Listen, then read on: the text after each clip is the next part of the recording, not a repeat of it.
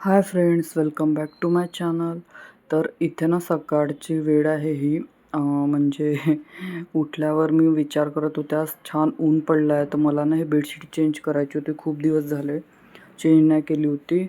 आणि हे जे मॅट्रेस प्रोटेक्टर आहे ना ते पण वॉश करायचं होतं, कारण त्याच्यावर एवढी डस्ट कुठून येते मला समजतच नाही. इतकी धूळ असते त्याच्यावर, जे की त्याच्यावरून आपण बेडशीट टाकतो तरीसुद्धा त्याच्यावर एवढी धूळ असते की काय सांगायचं. तुम्हाला हलकं ते उडताना पण दिसत असेल. आणि रुजुलच्या समोर मी हे मॅट्रेस प्रोटेक्टर पहिल्यांदाच काढलं. त्याला एवढी मज्जा येत होती ते बघून व्हाईट जेव्हा त्याला मॅट्रेस दिसत होतं. तर ते घेऊन आली आणि इथे आता मशीनला लावून देते आधी. मॅट्रेस प्रोटेक्टर आहे ते आधी एकटंच असं वॉश करते मी, कारण त्याच्यासोबत दुसरे कपडे टाकल्याने ते सगळे खराब होतात त्याच्यामुळे. आणि डस्टबिन बाहेरच होते, ते काही घेऊन नव्हते आले तर ते पण इथे आणून ठेवून दिले मी. त्याच्यानंतर डस्टबिनमध्ये कॅरी बॅग लावून घेते अशी, म्हणजे कचरा टाकताना आपल्याला इझी पडते. आणि मग 2-3 दिवस झाले आता ऊन पडलं होतं. मध्ये तर पाणी टाकायची काही गरजच नाही पडत होती झाडांना. पण आता आज गरज वाटत होती तर म्हटलं चला थोडं सगळ्या झाडांना पाणी टाकून देते. कारण ऊन पडलं ना की इथे बघू शकता तुम्ही, डायरेक्ट ऊन पडते झाडांवर. तर माती वाढल्यासारखी होऊन गेली होती. तर इथे तेच पाणी टाकून देते. आणि इथे रुजुल बसला होता. तर थोड्या वेळाने तो येतोच, कारण त्याचं माझ्याकडे लक्ष नव्हतं. पण नंतर त्याचं लक्ष गेलं तर तो येतेच माझ्याकडे. आणि माझ्याकडे त्याचं येण्याचं कारण म्हणजे एकच, त्याला वाटलं की पाण्यामध्ये हात टाकू देईन, पण मी त्याला काही पाण्याला हातच लावू दिलं नाही. कारण ते कसं पाण्यात हात टाकलं की मग ते सगळं इथे चिखल होऊन जातं. त्याच्यामुळे पटापट मी सगळ्या झाडांना पाणी टाकून दिलं. आणि आज मी हे काही वॉश करणार नव्हते बाल्कनी. ऊन तर पडलं होतं, वॉश करायची इच्छा पण होती, पण मग विचार केला 1-2 दिवसात नवरात्र आली आहे, मग तेव्हाच वॉश करते. तर इथे काय केलं ना, झाडून घेतलं होतं छान स्वच्छ आणि असं मॉपने थोडं पुसून घेतलं. थोडंसं पुसून घेतलं तरी पण जी काही धूळ असते ती आपली क्लीन होऊन जाते. पण धुतल्याने जेवढं चांगलं साफ होते तेवढं काय असं मला वाटत नाही. म्हणजे मनाला सॅटिस्फॅक्शन मिळत नाही असं म्हटलं तरी चालते. तर तो इथे बघत होता की ही काय करते, आणि त्याला मी घेऊन आतमध्ये आले. आणि मग आता हे वाढायला ठेवून देते. त्याच्यानंतर मग घरातली जी काही कामं आहे ती सगळी आवरली आणि अंघोळ वगैरे करून आता किचनमध्ये आली. तर इथे ना नाश्ता बनवायचा होता. काही जास्त वेळ नव्हता झाला, 10, 10:15चा वेळ असेल हे. तर आज मी मूगचे ना मस्त असे डोसे बनवणार होते, तर तुमच्यासोबत त्याची रेसिपी शेअर करते. म्हटलं तुम्ही पाहिलंच असेल याच्या आधी मी मूग भिजत टाकले होते. तर इथे ना मी सांबार घेतला आहे, त्याचसोबत हिरवी मिरची आणि मूग घेतले आहे जे भिजवले होते ते.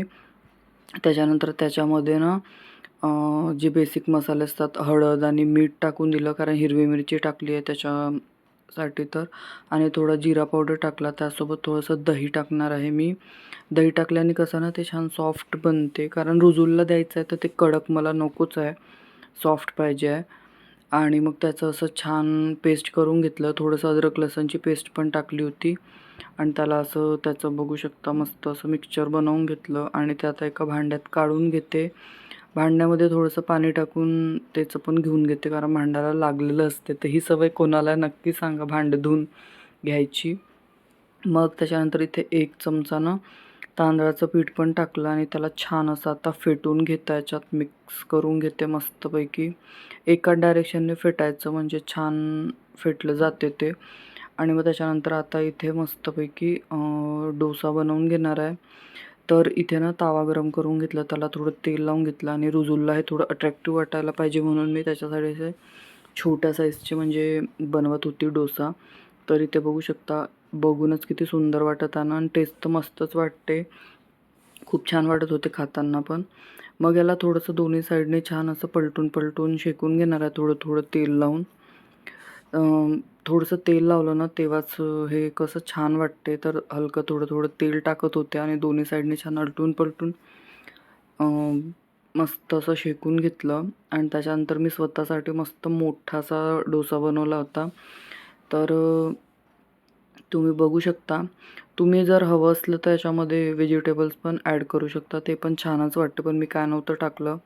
आणि मस्त ज्यांना हेल्दी खायचं त्यांच्यासाठी किंवा कोणी डायटिंग करत असेल त्यांच्यासाठी ही रेसिपी खूप छान आहे. तुम्ही जर कधी ट्राय नसेल केलं तर नक्की ट्राय करा. आणि जी पिवळी मुंगाची डाळ येते ना, त्याच्यापेक्षा ही जी हिरवी मूग किंवा हिरवी जी मुंगाची डाळ येते छिलकेवाली, त्याचे बनवा, म्हणजे ते जास्त हेल्दी आहे असं वाटतं मला.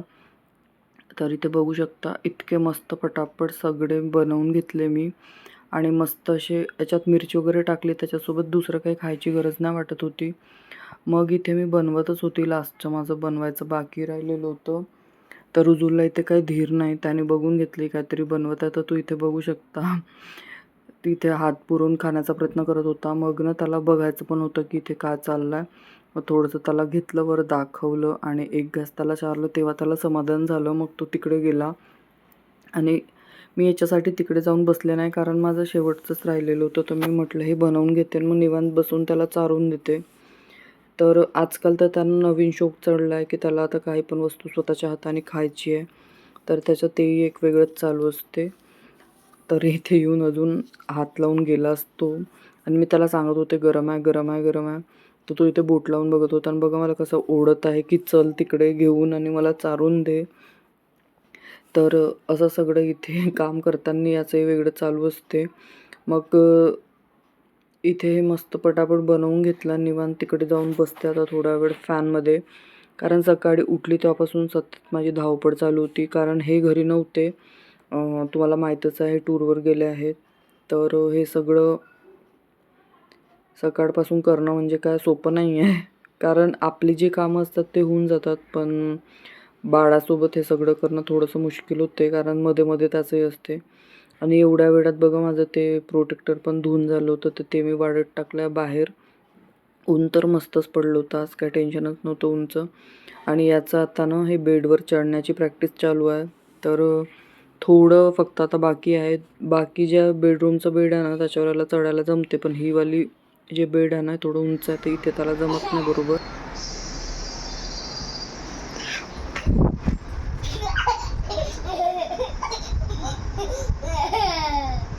किती मस्तीन, तुला इथे का बसायचं आहे?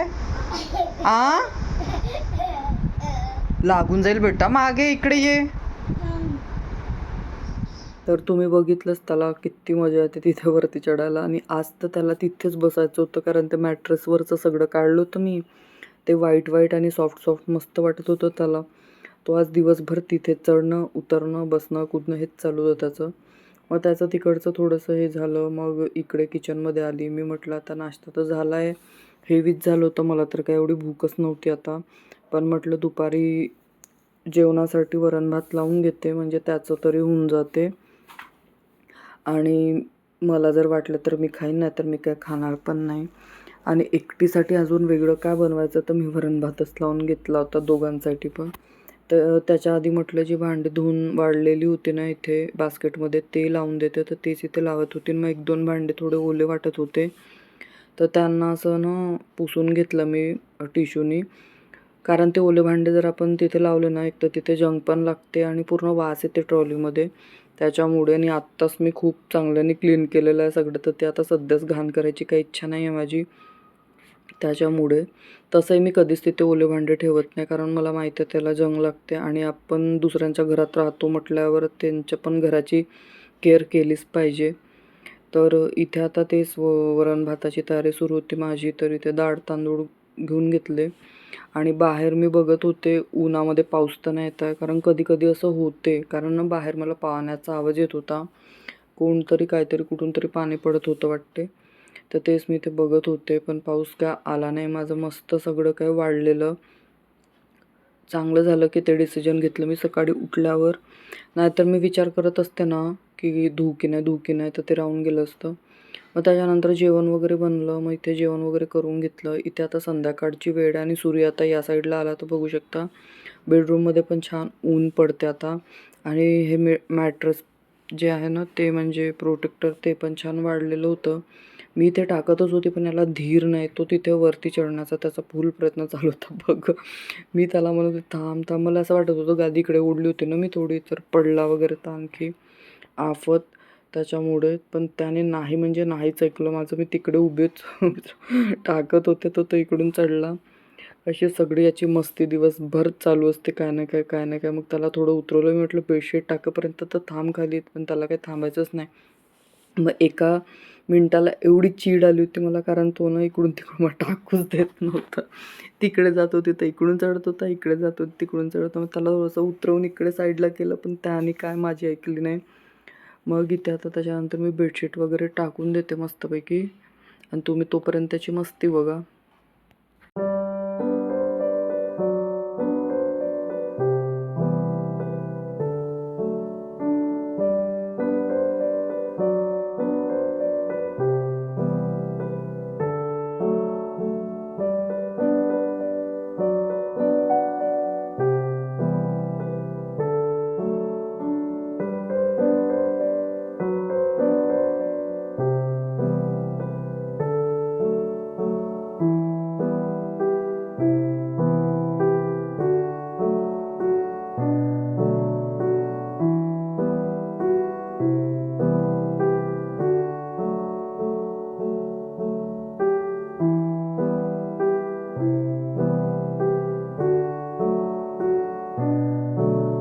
तर इथे बघू शकता बेडशीट टाकत होती तेव्हा पण त्याने मला किती त्रास दिला.